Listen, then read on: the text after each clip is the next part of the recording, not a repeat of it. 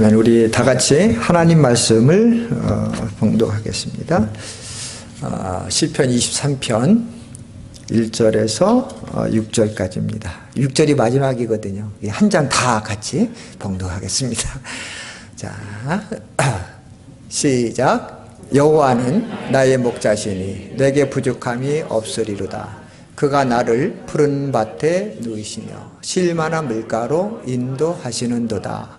내 영혼을 소생시키시고 자기 이름을 위하여 의의 길로 인도하시는도다. 내가 사망의 음침한 골짜기로 다닐지라도 해를 두려워하지 않을 것은 주께서 나와 함께 하심이라. 주의 지팡이와 막대기가 나를 안위하시나이다. 주께서 내 원수의 목전에서 내게 상을 차려주시고 기름을 내 머리에 부으셨으니 내 잔이 넘치나이다. 내 평생의 선하심과 인자하심이 반드시 나를 따르리니 내가 여호와의 집에 영원히 살리로다. 아멘. 저 지난주 금요일부터 계속 선교에 대해서 말씀을 해왔어요. 근데 오늘 특별히 복습을 할 필요가 없을 것 같아요. 왜냐하면 우리 윤장로님 기도 속에 얼마나 기억을 다 잘하셨는지 다 이게 기도 속에 이렇게 함축이 되어 있어요. 예, 너무 감사합니다. 시간을 저에게 벌어 주셨습니다. 오늘 많이 바빴어요. 저도 아침에 올레이션스 교회 갑자기 대타가 필요해서 홈련 치고 왔는지는 모르겠는데 가서 1부, 2부 예배 드리고 부지런히 왔는데 늦지 않게 왔어요. 그런데 이상한 거 있죠? 많이 피곤하실 것 같죠? 피곤할 것 같죠? 근데 힘이 더 나요. 저는 이상한 게 말씀을 전하면 전할수록 더 힘이 솟고 건강이 더 좋은 것 같아요. 그래서 오늘까지 하나님께서 이렇게 인도를 하십니다. 이번에 저와 여러분들이 이제 오늘까지 네 번째 시간인데 선교에 대해서 말씀을 들으면서 구약 쪽을 많이 터치를 했어요. 그렇죠? 우리의 생각이 선교가 신학적으로 많이 신약 쪽으로 치우쳐 있었는데 그 선입견을 깨고 정말 이 선교가 그때부터 이렇게 되었구나라는 것을 3시간에 걸쳐서 설명을 드렸습니다. 근데 오늘도 제가 이제 이번 기회에 마지막이잖아요. 또 다음에 하나님께서 시간을 또 주실지 모르겠습니다만은 저와 여러분의 인연은 오늘까지예요. 근데 다음엔 또 모르겠어요. 구약을 가지고 했어요. 시편 23편 우리가 너무 사랑하는 책이죠. 여러분 시편을 무슨 책이라고 생각을 하세요? 항상 누가 질문을 하면 아는데도 대답이 잘 안 나오죠. 시편은요 많은 사람들이 시가서라고 그래요. 시가 담겨있는 책이다. 시가서는 뭐냐면 시와 노래라고 하는 뜻이에요. 그런데 성경 66권 중에 보면 이 시가서에 속하는 책이 시편을 비롯해서 5개예요. 뭘까요? 욥기, 시편, 잠언, 전도서, 그 다음에 우리가 어떤 때는 읽기가 조금 거북한 아가서까지 해서 시가서라고 그래요. 시와 노래. 그런데 말이죠, 이 시편을 자세히 들여다보면 단순히 거기서 끝나지 않아요. 우리가 그동안 강조해왔던 하나님의 선교가 엄청나게 담겨져 있습니다. 그래서 선교신학자 조지 피러스라고 하는 분이 이런 말을 했어요. 시편은 아주 탁월한 선교책이다. 세상에 존재하는 최고의 선교서 중 하나다. 그렇게 평가를 했습니다. 굳이 이분의 말을 빌리지 않더라도 시편 속에는 많은 선교와 연결된 말씀들이 너무나 많아요. 시간상 다 볼 수는 없어요. 그러나 한 곳을 제가 가져왔어요. 시편 96편 제가 읽어볼게요. 96편 2절로 3절에 여호와께 노래하여 그 이름을 송축하며 그 구원을 날마다 선포할지어다. 그 영광을 열방 중에 그 기이한 행정을 만민 중에 선포해라. 그래서 우리가 많이 들어왔잖아요. 모든 민족입니다. 열방 중에 만민 중에. 여기 선포한다는 말은 구약 히브리 말로 바사르, 아싸 이게 아니고 바사르. 히브리 말로, 헬라 말로는 유앙겔리조마 그래요. 좀 힘들지만 그냥 들어두세요. 이 말의 의미는 뭐냐면 기쁜 소식이에요. 기쁜 소식이 뭐예요? 영어로 굿뉴스예요. 굿뉴스의 핵심이 뭐예요? 예수 그리스도가 우리의 구원자로 오셔서 그를 믿는 자마다 멸망치 않고 영생을 얻게 한다니, 이것을 알리는 것이 기쁜 소식이에요. 그러니까 결코 구약과 신약이 선교에 있어서 어긋나지 않는다는 거예요. 곳곳에 이렇게 연결된 거예요. 그래서 제가 얘기했죠. 성경은 하나님의 선교 이야기가 기록된 책이다. 시편은 방대합니다. 그래서 우리가 이 중에서 오늘 23편 한 편만을 가지고 분석하면서 어떻게 하나님께서 23편을 통해서 또 다른 시편들을 통해서 선교를 강조하시는지 알아보도록 하겠습니다. 자, 시편 23편은요, 우리가 잘 알듯이 다윗 왕이 쓴 거예요. 다윗 왕은 정말 그의 삶은 정말 다사다난했어요. 그런데 다윗 왕이 일생 동안 하나님께서 자신에게 복 주신 것, 이 체험을 굳건한 믿음으로 시를 쓴 것이 시편 23편이에요. 또 23편은요, 우리 기독교인들이 아마 성경 중에 가장 많이 사랑하는 그런 부분일 거예요. 그렇죠? 그 얘기는 뭐냐면 우리가 그만큼 하나님의 사랑을 많이 받고 있다 하는 뜻도 되겠습니다. 그러면 한 절씩 간단하게 우리가 살펴보도록 하겠습니다. 이제부터 우리 김범수 집사님 정신 바짝 차려야 돼요. 자, 시편 23편의 핵심은 뭐냐면 여호와의 영광을 위하여 주님과 동행하는 삶입니다. 여호와의 영광을 위해서 우리가 모든 족속에게 하나님의 복, 아브라함을 시작으로 해서 내려온 그 복을 전하는 것이 시편 23편의 핵심입니다. 다윗 왕이 받은 은혜가 뭘까요? 뭐 간략하게 정리해봐도 보잘것없던 목동이었거든요. 근데 택하신 거예요. 택하신. 그래서 선민 이스라엘에 정말 하나님이 세운 초대왕이에요. 그 앞에 사울이 있지만 하나님이 그렇게 마음에 들지 않았단 말이죠. 그러니까 하나님께서 딱 찍어서 세운 왕 중에는 처음이란 말이죠. 그 은혜, 그뿐만 아니라 그의 후손을 통해서 인류를 구원한 메시아까지 탄생하게 하는 그러한 영광스러운 하나님의 은혜를 다윗이 받은 겁니다. 자, 다윗 왕은 선교에 열정이 있었을까요? 없었을까요? 질문이에요. 우리가 이 땅을 살면요, 모든 것이 간접적 아니면 직접적은 아니면 간접적으로 서로 연결이 되어 있어요. 그런데 이 시편 23편도 그 읽어보면 선교라고 하는 용어는 없어요. 그러나 간접적으로 선교와 아주 긴밀하게 연결이 되어 있는 거예요. 많은 사람들이 이 시편을 읽고 은혜받고 위로받고 도전받고 하나님을 찬양한단 말이죠. 이렇게 간접적으로 그 뉴스를 담고 있는 시편 23편이에요. 그런 의미에서 우리가 23편을 살펴보기를 원합니다. 과연 여호와 하나님은 나와 그리고 모든 세계의 족속 사람들에게 어떠한 하나님이 되시는지. 두 번째 PPT 1절 봅니다. 여호와는 나의 목자시니 내게 부족함이 없으리로다. 처음 다윗 왕이 고백한 말이 뭡니까? 여호와는 나의 목자다. 그냥 여호와 빼버리고 나의 목자시니 그렇게 했으면 어땠을까요? 뭐 상관은 없겠죠. 그러나 중요한 의미를 이 속에서 우리는 발견해야 됩니다.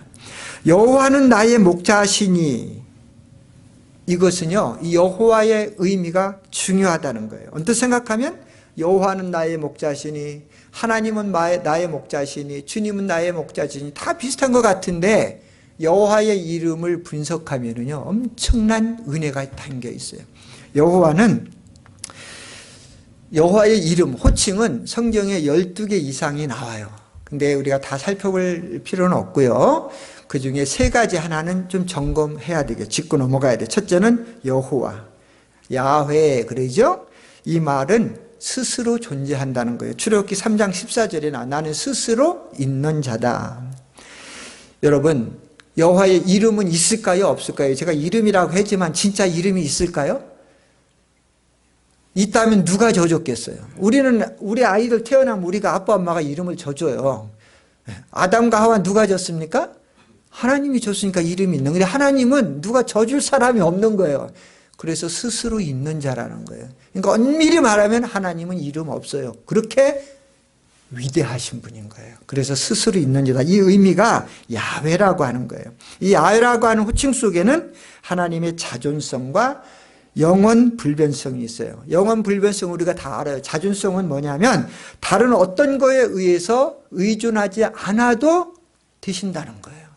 저와 여러분은 누군가의 도움이 필요해요. 하나님의 도움이 필요하고요. 이웃의 도움이 필요하고 아내, 남편, 자녀의 도움이 다 필요합니다. 그러나 하나님은 도움이 필요 없는 분이에요. 그분이 야훼, 스스로 있는 분이에요. 근데 다윗은 그런 하나님을 여호와는 나의 목자라는 거예요. 이스라엘 백성들은요, 이 뜻을 다 알아요. 그 언약 관계도 알아요. 그렇지만 부르고 싶어도 함부로 부르질 못했어요. 너무 존귀하기 때문에. 근데 하나님은 그렇게 너무 존귀해서 사람이 부르지 못하도록 자기의 이름을 묶어두지 않으세요. 여호와와 가까이, 하나님과 가까이 하는 사람은 언제든지 부르고 친근감을 갖고 살아갈 수 있도록 오픈해 주신 거예요. 네. 여러분, 제 집사람 이름이 뭔지 아세요? 네. 은혜예요. 근데 너무 귀하니까 내가 은혜스를 못 불러. 그래서 여봐요. 하나님 너무 존귀하기 때문에 우리가 여호와를 못 부르고 그냥 다른 이름만 가지고 한다면 우리 손해. 하나님 그거 원하지 않으세요. 다윗은 그걸 알았어요. 그래서 여호와는 나의 가장 친한 분이야. 그렇게 존귀하신 분이. 그래서 여호와는 나의 목자 그랬어요. 그렇다고 여러분 이 이름을 함부로 부르면 안 돼요. 10계명 중에 3번째 계명 뭐라 그랬어요? 여호와의 이름을 망령되이 일컫지 말아라. 그렇게 존귀한 이름이니까 우리가 나쁘게 아무 때나 내 유익을 위해서 사용하면 안 되고 그분을 의지하고 살아가는 것이 나에게 필요하고 너무 기쁘니까 부른다. 100번을 불러도 상관없다는 이야기죠. 이게 야훼입니다. 2번째는 엘로힘이에요. 엘로힘 하나님 호칭인데 이것은 하나님이라는 뜻인데 이게 뭐냐면 우주를 창조하신, 창세기 우주를 창조하신, 그래서 강하신 하나님을 표현하는 호칭이에요. 이름이라고 하기보다도. 그 다음에 아도나이 들어봤죠? 아도나이는 주님, 나의 주라는 뜻이죠. 엘로힘과 아도나이는 구약의 사람들도 많이 불렀어요. 근데 야훼는 쉽게 부르지 못했어요. 아까 설명한 것처럼. 자, 야훼, 엘로힘, 아도나이 다 주님, 하나님 다 같은 의미입니다. 그러나 우리가 이름을 그렇게 호칭을 분석할 수 있는 거예요. 그래서 이스라엘 사람들은요, 자녀가 나오면은 이름을 어떻게 짓는지 아세요? L자 들어가는 이름을 많이 지었어요. 이슬람도 보면 L자 많이 들어가요. 자, 우리 구약에 보면 다니엘, 요엘, 엘리옷, 엘리야김, 엘르아살, 엘리, 또 심지어는 하나님의 백성을 이스라엘 백성, 엘, 그렇게 하잖아요. 이게 엘이 들어가면 대부분 하나님을 생각하며 지은 이름이에요. 근데 야훼 할 때 야자 들어가는 이름도 있어요. 이사야, 예레미야, 히스기야, 요시야, 여러분에게 생소한 아바야 뭐 등등 야자 들어가는 이름이 있는데 제가 분석을 해보니까요, 엘자 들어간 이름이 더 많아. 야자 들어간 이름보다. 그 얘기는 아까 설명한 것처럼 그분들은, 히브리 사람들은 야훼를 그렇게 두려워한 거예요. 예. 근데 이름 중에서 가장 좋은 이름이 뭘까요? 히브리 그 유대인들에 있어서 엘리야. 2개 다 들어가잖아요. 엘자 들어가고 야자 들어가고. 이런 말씀을 연구해 보면 되게 재밌어요. 아주. 그런데 보세요. 오늘 다윗 하면 엘자도 안 들어갔어요. 야자도 안 들어갔어요. 이게 무슨 뜻이에요?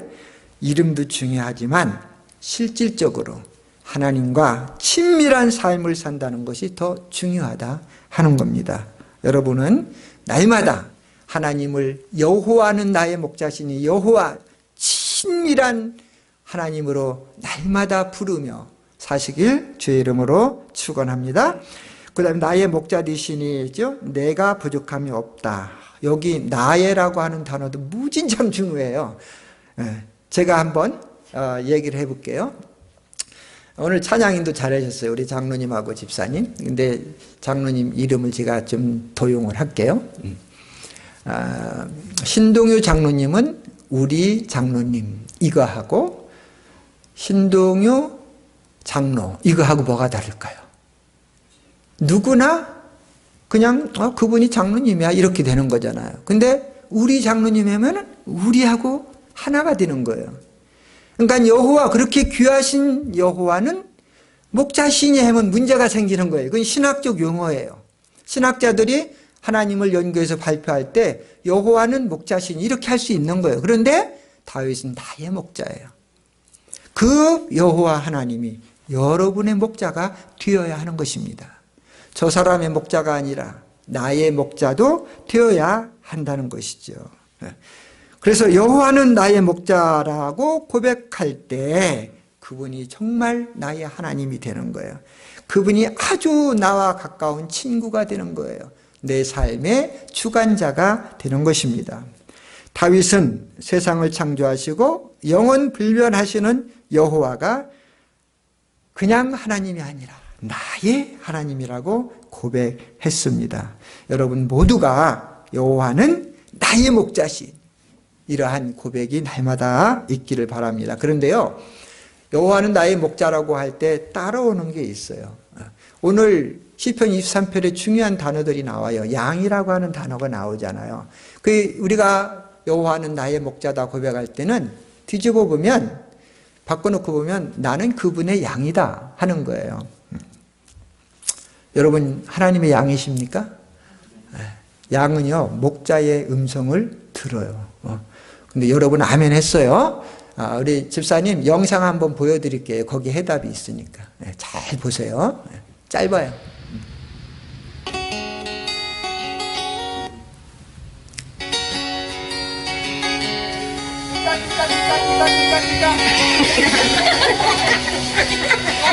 One more time. 다른 사람 목소리 꿈쩍도 안 하고 풀만 먹어요. 두 번째 사람 그러면 갖다 놨어. 어떤 거?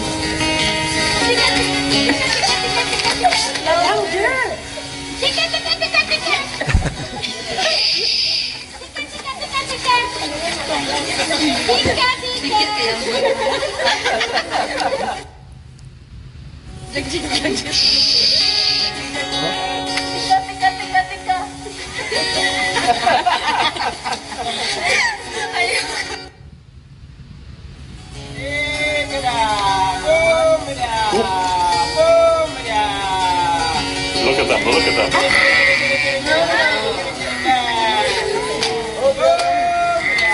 Isn't that amazing? They're coming. Oh my God. Oh my God. I can't believe it. Oh my God. These two eyes boys. Oh my God. This is amazing. One more. Yeah, Eunice made him go away. 신기하지요? 낯선 사람들 목소리 거들떠보지 않고 풀을 뜯는데 Same again. 목자의 소리는 알아듣고 오는 거예요. 자, 됐습니다. 꺼주세요. 네. 여러분이 분명히 대답했어요. 여러분은 하나님의 양이다. 그러면 더 이상 얘기 안 할게요. 여기까지만 제가 얘기하고 잘 듣고 따르는지 순종했는지 안 했는지 그거는 여러분 각자에게 맡기겠습니다. 제가 유튜브에서 찾은 거예요. 이거 제가 이렇게 뭐 촬영할 수도 없고. 네. 자, 그 다음에 PPT 보겠습니다. 2절. 그가 나를 푸른 추장에 누이시며 실만한 물가로 인도하신다. 그래서 나를 푸른 추장에 누이시며, 이스라엘은 광야 지방이잖아요. 그래서 푸른 초장, 그 다음에 물은 너무 중요한 거예요. 양떼에게 있어서. 풍요로운 삶의 터전을 상징하는 거죠. 우리의 목자 되시는 여호와 하나님의 음성을 듣고 따르면 우리가 어떠한 상황에서도, 불편한 상황에서도 푸른 초장으로 인도하신다는 거예요. 쉴만한 물가. 쉴만한 물가로는 여기서 쉰다는 얘기는요, 메누호트라 그래요. 메누호트, 히브리 말로 이것은 잔잔하다는 뜻이에요. 그러니까는 물이 잘 흐르는 곳으로 양떼를 인도하는 거예요. 양은 물살이 세면 겁 많아서 못 마셔요. 그래서 잔잔한 물가로 인도해서 마시게 하는 거예요. 이 메누하라고 하는 말은 창세기에서 하나님이 천지를 창조하시고 마지막 날 쉬실 때, 안식하실 때 단어와 같습니다. 그리고 그 메누하라고 하는 말에서 노아가 뭐냐면 노아. 우리 알죠? 노아가 온 겁니다. 여러분, 노아의 이름 의미가 뭔지 아시죠? 위로 안식이라는 뜻입니다. 창세기 때 노아의 홍수가 나고 수많은 이 땅의 백성들이 죽어갈 때 아비규환의 상황에서도 노아의 홍수, 그 방주 안에는 안식이 있었습니다. 노아의 있었습니다. 이 이름들을 좀 기억하면 좋겠습니다. 마태복음 11장 28절에 보면 목자 되신 예수님께서 그렇게 말씀하시죠. 수고하고 무거운 짐진 자들아 다 내게로 오라. 내가 너희를 쉬게 하리라. 노아의 하게 하리라. 그래서 잔잔한 물가로 인도하는 거예요. 중요한 거는요, 인도하신다는 거예요. 목자는, 참신한 목자는 절대로 양떼를 뒤에서 몰지 않습니다. 끌고 가지도 않습니다. 인도하십니다. 우리 예수님이 우리에 앞서서서 우리를 인도했어요. 여러분, 목자가 앞에 인도한다는 말이 무슨 의미인지 아십니까? 앞장서면은 모든 위험 닥치는 것들 먼저 다 당해야 되는 거예요. 그러면서 양떼를 이끄는 게 목자예요. 근데 오늘날 많은 목자들은, 작은 목자들은 다 뒤에서 성도들을 조종하고요, 끌고 가려고 안 하면은 옳은 거 아니에요. 정말 좋은 목자장은 앞으로 가서 인도해야 되는 겁니다. 이것이 목자의 도입니다. 자, 3절을 보겠습니다. 내 영혼을 소생시키시고 자기 이름을 위하여 의의 길로 인도하시는도다. 내 영혼을 소생시키시고, 소생이라는 뜻은 죽어가는 자가 살아나는 거예요. 조금 더 실감나게 하면 생기를 뒤찾게 해주는 거예요. 촛불이 바람에 간당간당 꺼져갑니다. 근데 살아나게 하는 거예요. 이거 생기, 이게. 그 다음에 바람에서 갈 때가 꺾일 위기에 있을 때 바람을 잔잔케 해주시고 세워주는 것입니다. 에스겔서를 이용하면 에스겔 굴짜기에 마른 뼈들이 주님의 생기를 받고 살아나서 주의 군대가 된 것처럼 이것이 바로 소생시키는 거예요. 근데 중요한 것은 뭐냐면 다윗은 여호와께서 나를 그렇게 소생시켰다는 거예요. 이보다 더 큰 복이 어디 있습니까, 여러분? 우리는 소생시킴을 받은 사람이에요. 그래서 구원받은 사람들이에요. 그래서 감사하고, 그래서 그분의 비전에 발맞춰서 나가는 것입니다. 하나님이 그렇게 하신 이유는 있습니다. 이름을 위해서, 하나님의 이름 위해서 우리를 그렇게 의의 길로 인도하시는 것입니다. 주님의 영광을 위해서. 의의 길이라고 하는 것은 죄악된 생활에서 돌아서서 하나님을 쫓아가도록 하는 것입니다. 그 하나님을 오늘 다윗은 찬양하는 것입니다. 근데 우리는 이런 말씀에 비춰서 볼 때 지금까지 우리는 우리의 성공, 우리의 의를 위해서 영이 소생되기를 바랬어요. 근데 다윗은 하나님의 이름을 위해서 영이 소생됨이 감사했던 것이죠. 여러분, 우리가 주목해야 될 것이 있습니다. 성경은요, 우리의 평안과 성공을 바라지만 그것을 최우선에 두지는 않습니다. 제일 최우선에 두는 것은 하나님의 의와 영광, 그의 이름을 앞세우는 것입니다. 그 후에 부차적인 것이 따라가는 것입니다. 여호와의 이름을 높이고 그분께 영광을 돌리는 것이 우선입니다. 그래서 너희가 먹든지 마시든지 무엇을 하든지 하나님의 영광을 위해서 하라 그래요. 근데 영이 죽은 사람은요, 자기의 의의를 위해서 살아요. 근데 영이 산 사람은 하나님의 영광을 위해서 살아갑니다. 자, 4절을 보겠습니다. 내가 사망의 음침한 골짜기로 다닐지라도 해를 두려워하지 않을 것은 주께서 나와 함께 하심이라. 주의 지팡이와 막대기가 나를 안위하신다. 사망의 음침한 골짜기. 우리가 살면서 제일 두려워하는 게 뭘까요? 사망이잖아요. 그거보다 더 두려운 게 없어요. 그래서 우리가 하나님께 더 매달리고 하잖아요. 또 영적으로 죽는 거 얼마나 이거 두렵습니까? 지옥 가서 살아야 되는데. 근데 이 사망의 음침한 골짜기면 자칫 잘못하면 발을 헛디뎌서 천길 만길 골짜기로 떨어져 죽는다는 의미입니다.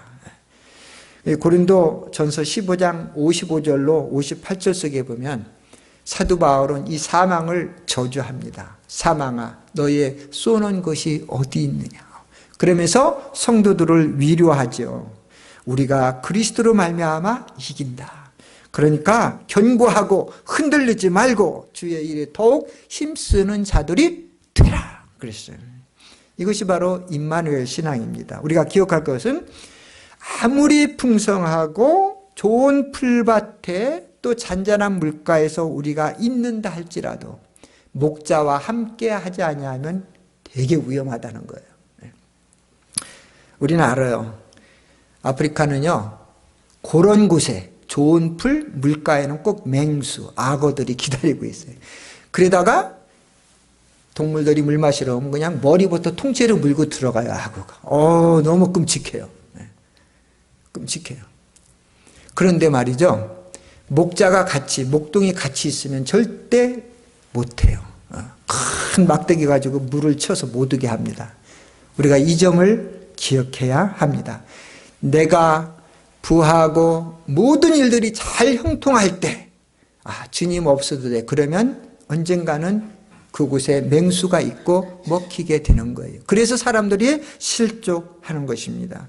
그래서 주께서 나와 함께함이라는 것이 얼마나 중요한지를 아셔야 됩니다. 여러분, 우리의 삶이 그런 주님이 우리와 함께하면 우리는 안전합니다. 이러한 소식을 모든 족속에게 알리는 것이 선교고 23장 속에 이 선교의 메시지가 들어있는 것입니다. 중요한 것은 주님의 손에 들려있는 막대기와 지팡이에요. 막대기와 지팡이. 이 막대기는 뭐에 썼냐면은 맹수들을 쫓는데요. 지팡이는 뭐냐면 양이 못 쫓아오고 어디 빠졌을 때 끌어서 올려내는 역할을 하는 것입니다. 그런데 많은 사람들이 그거에 반응을 하지 않아요. 그러면 주님은 안 되면 때려주시, 호치아리로. 그리고 안 되면 끌어당기는 거예요. 걸어가지고. 여러분, 주님이 여러분과 함께 하시는 중요한 삶이 되기를 바랍니다. 목자 되시는 주님이 함께 하시면 사망의 골짜기로 갈지라도 두려움이 없습니다. 그 시편 73편 28절에 그렇게 말했어요. 하나님과 가까이 함이 내게 복이라. 하나님과 가까이 함이 내게 복이라. 내가 주 여호와를 나의 피난처로 삼아 주의 모든 행사를 전파하리라. 그런데 구약에 보면은요, 하나님과 가까이지 않고 반대적인 삶을 살았던 사람이 많아요. 이 가정을 제가 소개하려고 그래요. 사무엘상 4장 9절로 21절에 보면은 이름이 하나 나와요. 이가봇. 성경을 많이 읽은 분들은 알 거예요. 이가봇. 이가봇이라고 하는 이름의 뜻은 뭐냐면 하나님의 영광이 떠났다는 거예요. 자, 사무엘 선지자 시대 때 엘리 제사장 알죠? 네. 엘리 제사장의 손자 이름이 이가봇이었어요. 근데 엘리 제사장도 죽고 아들도 또 죽고 며느리가 임신해 있는 상태에서, 그래도 다 이제 세상을 떠나고 혼자 아기를 낳는데, 아들을 낳는데 그 아들 이름이 이가봇이에요. 그러니까 이 며느리가 너무 슬픈 거예요. 그래가지고 뭐라고 이름을 줬냐면 하나님의 영광이 떠났다, 이가봇. 여러분, 아들을 낳고 죽어가는 며느리가 얼마나 슬펐겠어요. 집안의 영적인 상태 이런 것을 놓고 볼 때. 그런데 말이죠. 이러한 특정 비극이 특정 가족에게만 있는 것이 아니에요. 나라, 지역, 도시에도 있어요. 집사님 PPT 보세요. 시편 사무엘상 3장 1장 3절에 보면 실로라고 하는 지역이 나와요. 여러분 보시죠? 동그라미 쳤죠? 실로. 실로라는 이름이 나오는데 여기는 이스라엘 역사 중에 중요한 곳이에요. 하나님의 언약궤가 거기에 있었던 곳이에요. 그런데 이스라엘도 임시 수도였어요. 북이스라엘 특히. 그런데 블레셋 국가가 오면서 언약궤를 뺏긴 거예요. 그러니까 하나님의 영광이 떠났으니까 298년 동안 수도의 영광을 누렸던 실로가 망해버린 거예요. 다음 PPT 보세요. 마태복음 1장 20절로 24절 마가복음인가? 보면 갈릴리 호수가 나와요. 가버나움, 고라신, 벳세다 세 지역이 나와요. 세 지역이 나오는데 예수님 당시에는 번창했던 도시예요. 근데 예수님의 영광이 떠나니까 지금은 흔적만 밖에 없어요. 벽들 그런 거 돌밖에 없어요. 기둥밖에는. 예수님 사역의 70% 이상을 그곳에서 사역을 한 곳인데 예수님이 떠나니까 황무지가 되는 거예요. 여러분, 하나님의 영광이 떠나면 인간이든 가정이든 국가든 남는 것은 비극밖에 없는 것입니다. 그래서 이 사실을 알리는 거예요. 다윗이 시편 23편을 통해서 누구에게? 모든 족속에게. 그러나 하나님의 영광 안에 거하면 반드시 승리합니다. 단지 하나님의 시간에 의해서일 뿐입니다. 사망의 음침한 골짜기로 다닐지라도 이 장면에서 우리는 놀라운 것을 발견해야 돼요. 이게 다음 PPT에 나옵니다. 여러분, 자 보세요. 1절에서 3절까지 여기 써 있죠? He makes me, He leads me, He refreshes my soul, He guides me. 1절, 2절, 3절, 특히 2절, 3절에는 여호와를 누구로 표현합니까? 3인칭 He라고 그랬습니다. He엠은 뭐예요? 조금 뭔가 거리가 있잖아요. 그렇죠? 그런데 4절, 5절에 와서 6절까지 표현이 달라져요. 여기는 뭐냐? I will fear no evil, for you are. Your rod and your staff. 5절, you prepare, you anoint. 6절에 surely you are goodness. 이렇게 나옵니다. he가 you로 바뀌어요. he는 뭔가 좀 멀리 보여요. 멀리 있게. 근데 you는 가까이 있잖아요. 놀라운 사건이에요. 저는 여러 성경, 영어 성경을 다 이렇게 봤는데 혹시 뭐 다른 게 있나? 근데 다 이런 거예요. 근데 우리 성경에는 이런 표현이 없잖아요.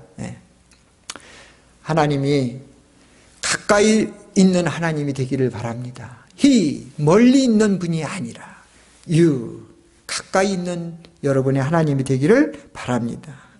자, 하나님은 우리를 어떻게 인도하실까? 아까 조금 살펴봤는데 10절 저기 그 같은 절에 주의 지팡이와 막대기로 나를 안위하신다. PPT에 두 가지 도구를 사용하죠. 지팡이, 막대기. 지팡이는 고리가 휘어졌습니다. 용도는 양이 잘못된 길로 갈 때 걸어서 당기는 거예요. 이거는 끄는 것이 아닙니다. 주님께로 오게 하는 거예요. 또 양이 구렁텅이 빠졌을 때 걸어 올리는 거예요. 근데 막대기는 긴 장대인데 이거는 휘찰입니다. 그래서 맹수가 오면은 때려서 물리치는 거예요. 그런데 때로는요, 아무리 끌어서 이렇게 가까이 오게 해도 말 안 듣는 양은 할 수 없는 거예요. 때려야 되는 거예요. 여러분 맞으실래요? 주님이 오라 할 때 오실래요?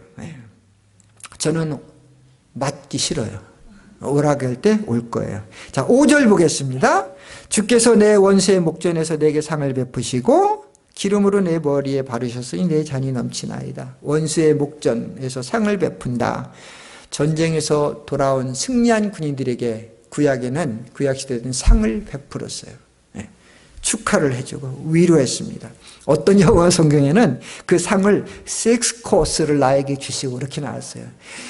2코스만 3코스만 식당에서 우리가 대접을 받아도 막 너무 황송한데 6코스를 주님 앞에 섰을 때 6가 아니라 10,000코스의 상을 여러분이 받을 줄로 믿습니다.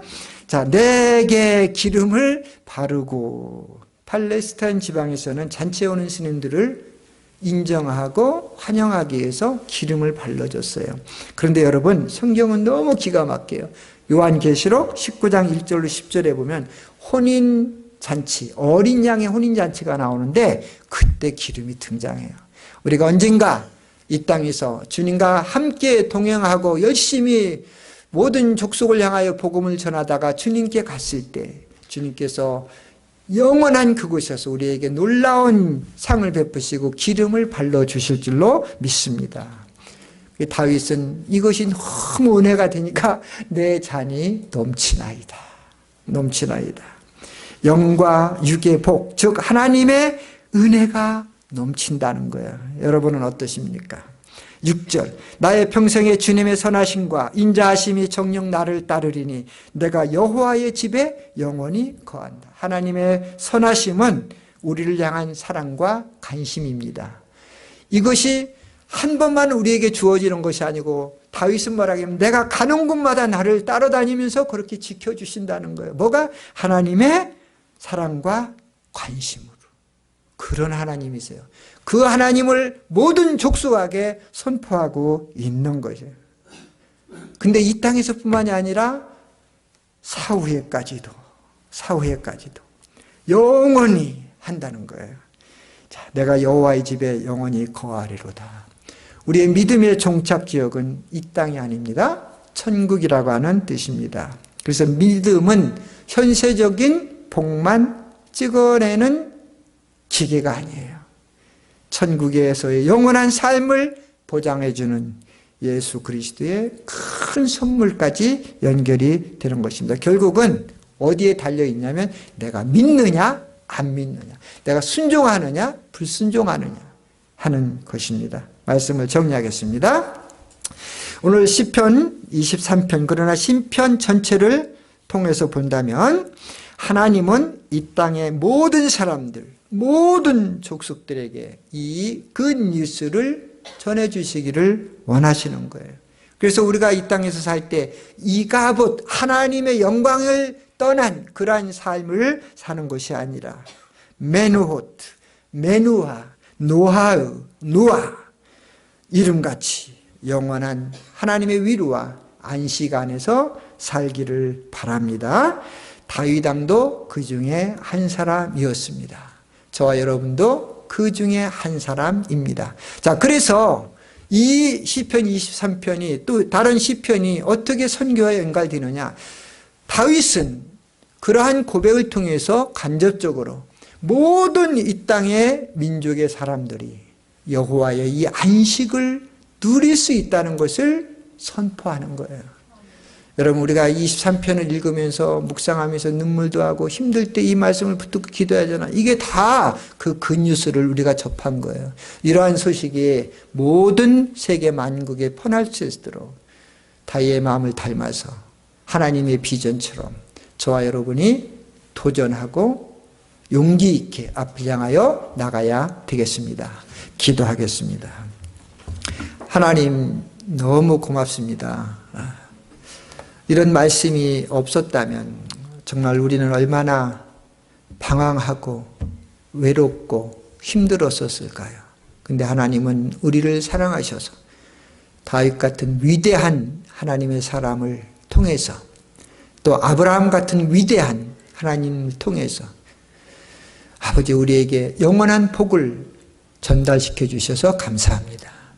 이제 이 복받은 우리들이 이 복을 하단의 복, 다른 사람들에게 전해주는 그러한 책임을 갖고 살아가게 하여 주옵소서. 그레이스 바이블 교회 모든 성도님들이 그와 같은 하나님의 비전, 그래서 하나님과 함께 선교여행 떠나는 삶을 주님 나라에 이르기까지 동행케 하여 주옵소서. 예수님의 이름으로 기도했습니다. 아멘.